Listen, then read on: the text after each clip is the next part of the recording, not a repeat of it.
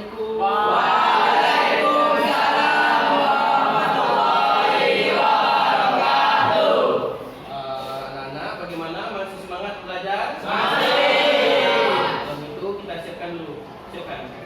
Istain akrimu. Assalamualaikum warahmatullahi wabarakatuh. Assalamualaikum warahmatullahi wabarakatuh. Untuk lebih afdolnya, silakan berdoa dulu sebelum belajar.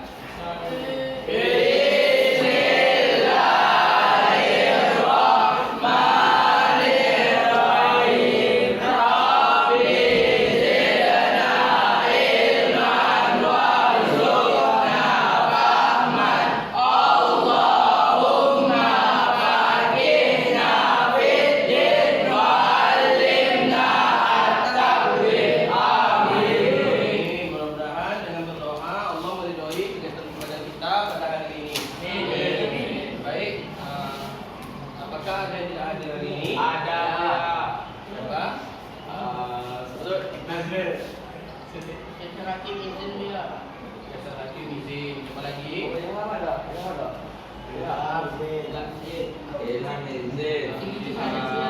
Ada lagi. Apa Dapi izin, Ustaz Lam izin.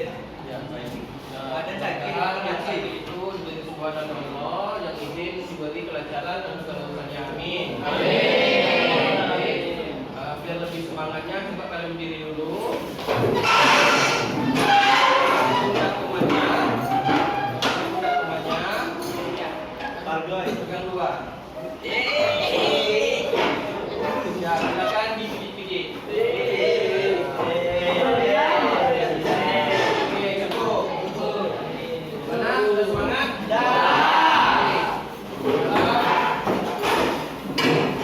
Silakan buka kitabnya, lihat pada halaman 103.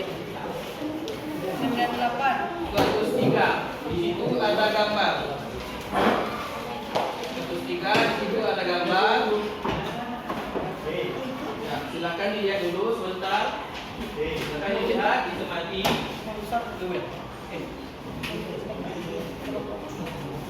Oke, sudah? Sekarang dia mau tanya. Siapa yang sudah pernah mendengar tentang kodo? Saya. Siapa yang sudah pernah mendengar tentang kodal? Saya. Siapa yang mau menjelaskan apa itu kodo dan kodal? Ya, silakan. Ya, betul. Kalau kodal? Yang lain. Ya, silakan. Kepastian atau ukuran aturan. Ya, bentar. Nah, sekarang apa kaitannya dengan dua gambar tersebut? Siapa yang mau? Masih bingung? Ya udah, sekarang kita ulangi lagi.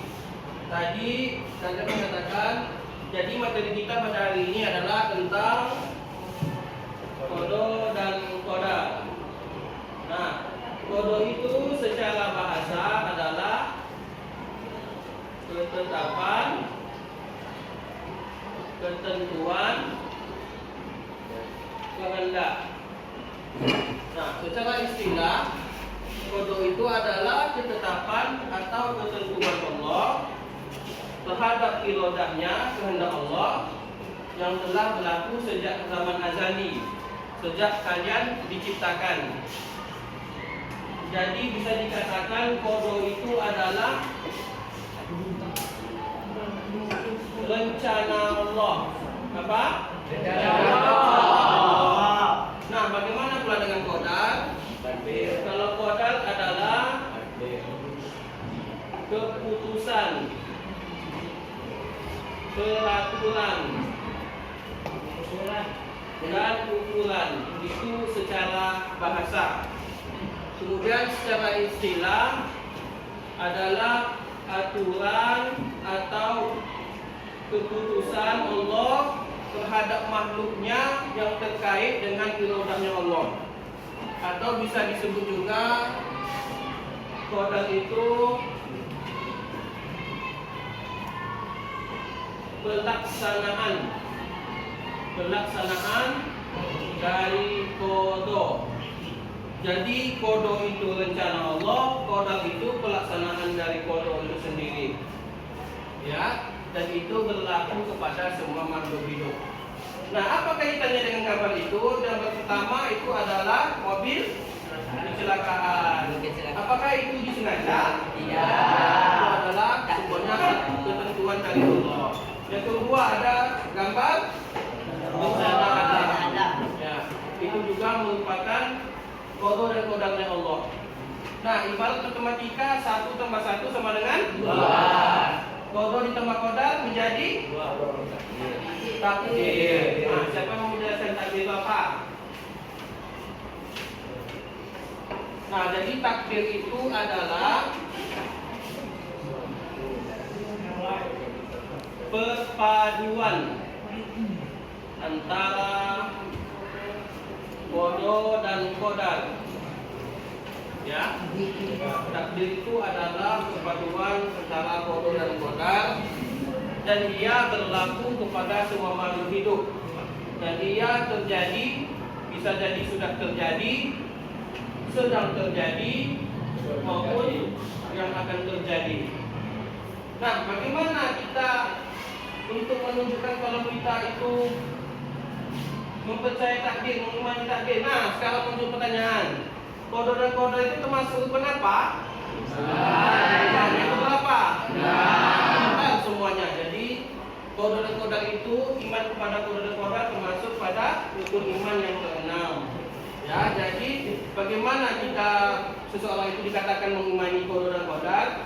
Dia meyakini dengan sepenuh hati bahwasanya kodo dan kodar Allah itu benar adanya, dan tidak dapat kita menolaknya. Nah, berbicara mengenai takdir, takdir itu ada 2 macam. Ada berapa? 2 macam. Yang pertama adalah takdir mugram. Bagus. Apa itu takdir mugram? Takdir itu tidak dapat Takdir yang tidak dapat dirubah, tidak dapat kita ganti. Contohnya apa? jodoh.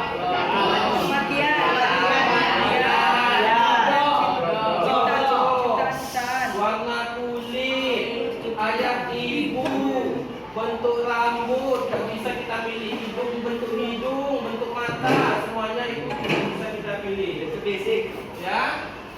Kemudian ada yang kedua namanya takdir. Nah, kalau tadi takdir mugham itu sifatnya paten, tidak bisa berubah. Kalau takdir mu'allaq itu sifatnya fleksibel, masih bisa diusahakan. Contohnya apa? Rezeki, ekonomi, nasib, mau jadi orang kaya atau mau jadi miskin, mau jadi orang pintar atau tidak, masih bisa kita usahakan. Ya, sampai di sini ada pertanyaan? Kalau tidak ada, silakan bentuk beberapa kelompok terdiri dari 6 orang. Silakan. Ini bisa satu kelompok, ini bisa satu kelompok, ini bisa satu kelompok, ini bisa satu kelompok. Silakan.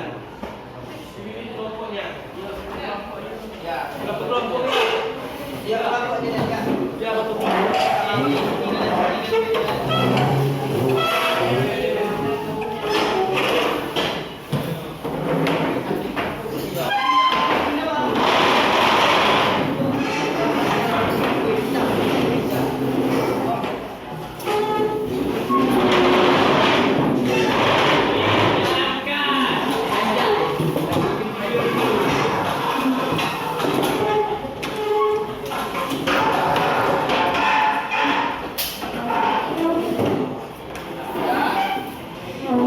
Kalau sudah dibentuk, silakan masing-masing kalian membahas.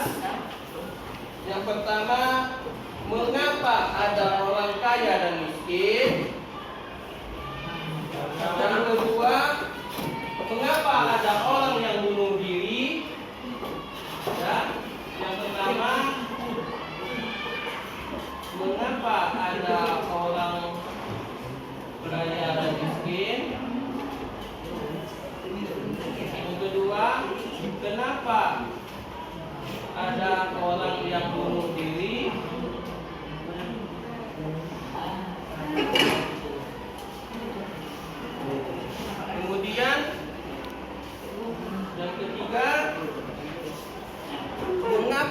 manusia. Mengapa manusia perlu beriman dengan qada dan qadar? Yang keempat, apa contoh takdir, mubram dan mu'allaq?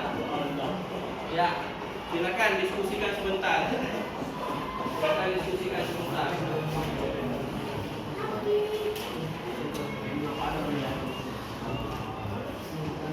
Silakan diskusikan sebentar.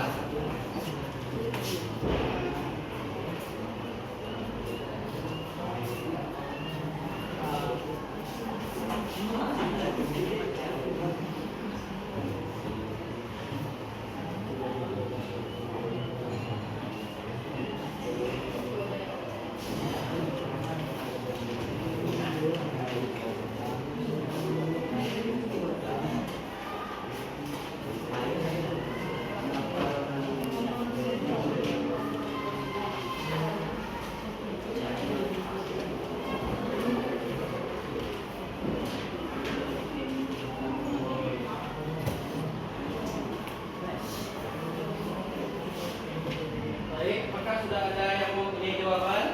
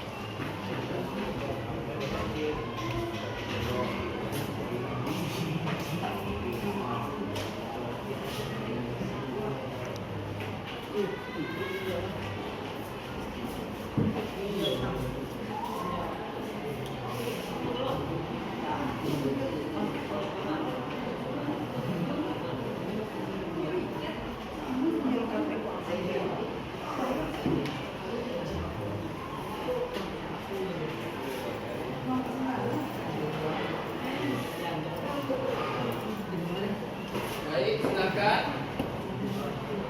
Kelompok yang bisa menjawab dulu.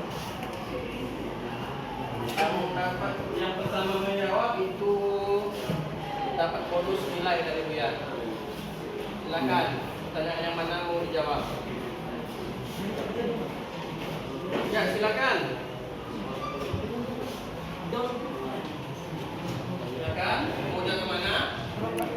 Hah? Coba keempat. Contoh tadi mubram dan mu'allaq. Silakan. Takdir mubram contohnya itu adalah kematian Ya. dan ciptaan Allah Subhanahu wa taala. Ya. Lainnya seperti ada manusia yang dilahirkan dengan kulit sawo matang, sedangkan ibu anaknya kulit putih, bentuk pesek, bermata sipit, dan lain sebagainya. Contoh takdir mu'allaq yaitu takdir yang masih dapat diusahakan oleh manusia. Takdir mu'allaq sifatnya fleksibel, belum buku alias masih dapat diusahakan, sehingga manusia dapat merubah takdir nasibnya. Contoh, Raffi yang bercita-cita ingin menjadi dosen bahasa Arab.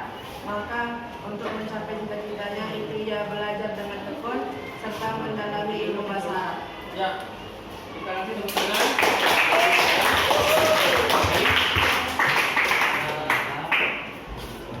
Mana kelompok lainnya? Apakah mempunyai jawaban?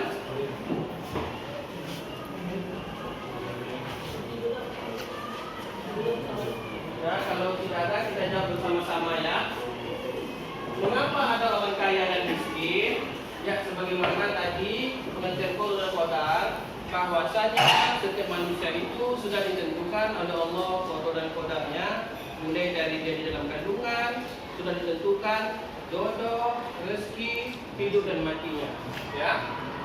Kemudian, kenapa ada orang bunuh diri? Nah, karena tadi dia tidak mengimani bahwa qadar itu ada, ya. Jadi dia tidak menerima dengan baik keadaan hidupnya. Kemudian, mengapa manusia perlu beriman dengan qada dan qadar? Sesuai dengan ayat Al-Quran surat Az-Zumar ayat 49. Surat Al-Qamar ayat 49. Bismillahirrahmanirrahim. Inna kulla syai'in khalaqahu biqadri. Sesungguhnya kami menciptakan segala sesuatu menurut ukuran. Setiap kita ini sudah ada porsinya dari Allah ya. Bagaimana anak? Ada pertanyaan lain? Kalau tidak ada, kita simpulkan kembali bahwasanya pada hari ini foto itu adalah rencana Allah, kemudian qadar adalah pelaksanaan dari rencana Allah. Ketika keduanya digabung menjadi takdir, ya. Takdir itu ada yang tidak bisa berubah disebut dengan takdir mubram. Ada juga takdir yang bisa dirubah disebut takdir muallaq. Nah, mungkin sampai di sini dulu pertemuan kita pada hari ini. Silakan nanti kalian kerjakan latihan pada halaman 112 ya. Ya, harapkan kalian tetap terus bersemangat untuk belajar demi meraih ilmu dan prestasi.